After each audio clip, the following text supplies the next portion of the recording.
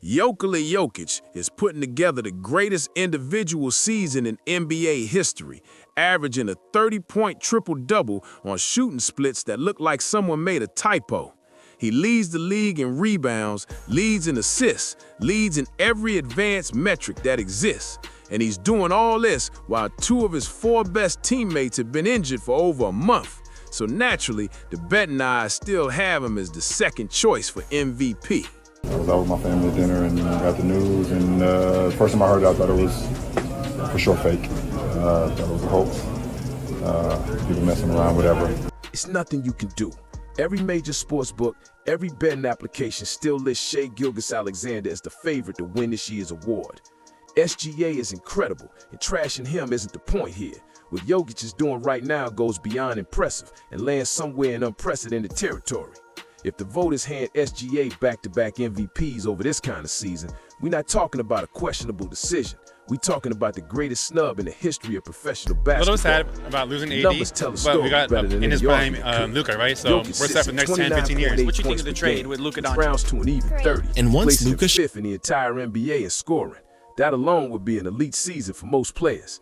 But here's where the whole thing starts to feel absurd. On top of that scoring output, he leads the league in rebounds. He leads the league in assists. A center leading the NBA in assists is something you almost never see. And the last time anyone witnessed that kind of production from a big man, the league looked completely different. None of this is happening on a lottery team either. Denver sits at 196, holding the second seed in the West, pacing to win 62 games this season. Advanced metrics paint an even clearer picture. Player efficiency rating, Jokic leads that. Box plus minus, leading there too. Value over replacement, win shares per 48 minutes, he tops every single category. Not a single metric exists, basic or advanced, where Jokic is sitting at or near the very top of the entire league. And this is where the whole situation crosses into something almost hard to believe. Jokic already owns the all-time career records in per BPM and win shares per 48. Those records belong to him because he set them. Right now, this season, he's on pace to shatter his own marks. The highest single-season PER ever recorded now belongs to this current stretch. Highest BPM ever sits with him too. Competition with other players stopped being a story a while ago. Jokic is now competing against himself, and he keeps winning. His true shooting percentage stands at 72%, second in the entire NBA. A 30-point triple-double on historically efficient shooting has never existed before in this combination. Not from Wilt, not from Oscar Robertson, not from LeBron. Nobody in the history of the sport has ever assembled this specific statistical profile. And somehow, that's still not enough to make him the favorite. The game against the Clippers from a few weeks ago should have ended the MVP conversation on the spot. Jokic dropped 55 points that night while shooting 78% from the field, and his plus-minus for the game landed at plus 28. What makes even less sense is that he only played 33 minutes. Through 3 quarters, he already had 52 points, and the game turned into such a blowout that Denver sat him for most of the fourth quarter.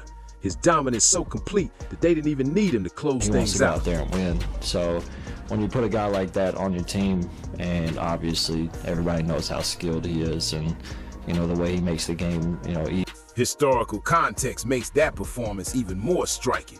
Players who scored 55 or more points while shooting 75% or better from the field represent an extremely small group. Only 7 players in the entire history of the NBA have ever accomplished that since the year 2000. Just 3 names appear on that list: Jokic, Luka Doncic, and James Harden. Narrow the search to centers, and the last one was Wilt Chamberlain back in 1969. What Jokic is producing hasn't been done in over 50 years.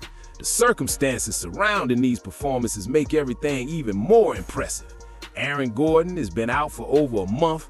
Christian Brown has been out for over a month. These are just rotation pieces getting a rest. These are 2 of Denver's 4 best players, 2 of their 3 best defenders. And then things got worse when Peyton Watson went down 5 minutes into the Houston game. Watson had been starting in Christian Brown's absence, emerging as one of the bright spots during this injury stretch, and now he's hurt too. The math paints a grim picture. Denver's missing 2 starters, 2 of their top 4 players, and the guy filling in for one of those starters just went down. On paper, this team should be struggling to stay afloat, fighting for a play-in spot, hoping to just survive until reinforcements arrive. Reality tells a different story. They're the second seed in the most loaded conference in basketball. Their offense ranks #1 in the NBA by over 2 points per 100 possessions.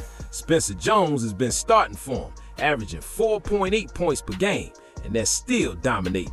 That's not a roster accomplishment. That's one man carrying an entire franchise. The Houston game provided a perfect example of what Jokic does to elite competition. The Rockets came in as the second best team in the league by net rating, second only to Oklahoma City in SRS ranking. This is a legitimately great squad, one of the best in basketball. Denver beat them anyway. Again, for the second time this season, without Gordon, without Brown, without Watson after the opening 5 minutes. Jokic finished that night with 39 points, 15 rebounds, and 10 assists. Jamal Murray added 35, and after years of criticism about his consistency, Murray is now playing like a legitimate all-star who deserves his spot. The way he stepped up while the team operates shorthanded has been remarkable to watch. But that game reveals something bigger about the playoff picture. Houston has a Jokic problem. They match up well against almost everyone in the league. A 7-game series against OKC would probably go their way. San Antonio wouldn't pose a major threat. They could compete with anyone. But Denver, no answer exists for what Jokic does to them. 2 games this season, 2 losses, both without Denver having their full roster available.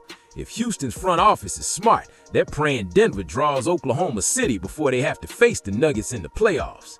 The MVP conversation keeps circling back to the same argument for SGA. His team wins more games, Oklahoma City has fewer losses, they might break the all-time wins record. All of that is probably true, and all of it misses the point entirely. Oklahoma City's greatness doesn't flow from SGA alone. 3 factors drive that team's dominance, and my ranking puts them in this order. Their defense first, their depth second, and Shai Gilgeous-Alexander third. The third most important factor on that roster is somehow going to win back-to-back MVPs. Take SGA off Oklahoma City, and they'd still be an elite team. Their defense would still rank among the best in the league. Their depth would still carry them through tough stretches. They'd still win a lot of games. The dominance would fade some, but the foundation would remain strong. Flip that scenario to Denver. Move Jokic from this roster, and what remains is a borderline playoff team at best, maybe a play-in squad, probably worse with all the current injuries. Jokic isn't just the best player on his team, he functions as the entire engine. The offense runs through him, the playmaking runs through him. Everything Denver does starts and ends with that man. And he's still not going to win MVP because wins apparently matter more than individual dominance.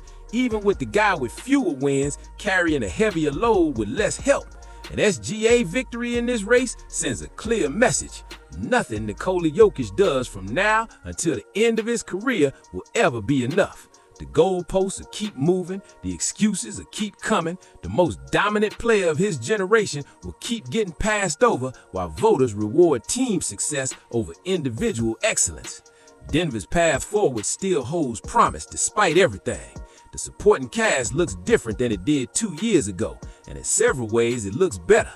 Off-season additions filled major gaps that had plagued the roster for years. Tim Hardaway Jr. is shooting lights out from deep. Cam Johnson brings elite spacing even when his personal shots aren't falling. Jonas Valanciunas provides a legitimate backup big who's performed at a high level for 15 years in this league. Bruce Brown returned to bring championship experience and energy off the bench.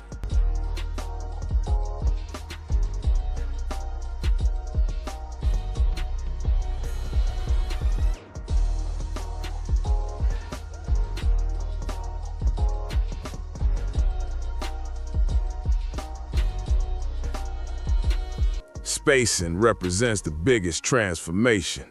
Denver's most glaring weakness for years was the lack of shooters around Jokic. Teams could pack the paint and force him to beat them from outside, knowing the math worked in their favor. That strategy doesn't work anymore. Hardaway and Cam Johnson stretch the floor in ways Denver never could before. And when Jokic gets space, the numbers become terrifying.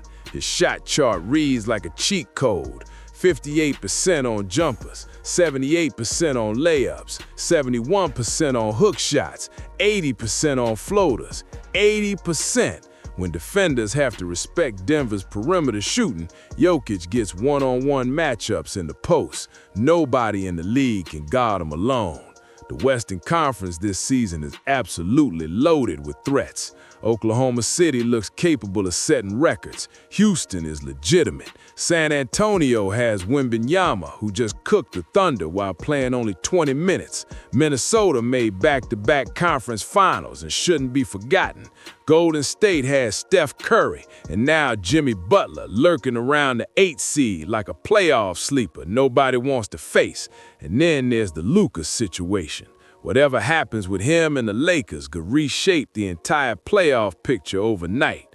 Through all of that chaos, Denver sits at the 2 seed, holding steady, winning games they have no business winning, all because of one man doing things nobody has ever done before.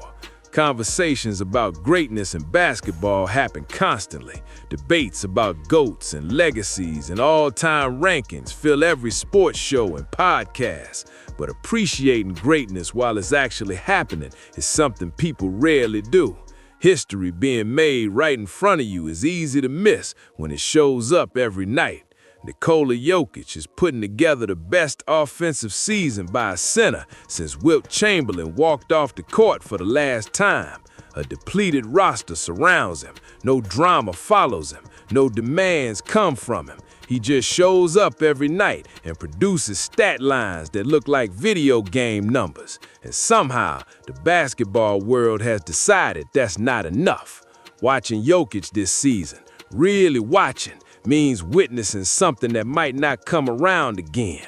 A player so skilled, so efficient, so dominant that breaking his own all-time records has become routine. Whether Jokic deserves MVP isn't really the question anymore. The question is whether we're going to watch the most obvious choice in recent memory get snubbed for the 2nd year in a row. Because if that happens, it won't just be a bad decision, it'll be a stain on the award itself.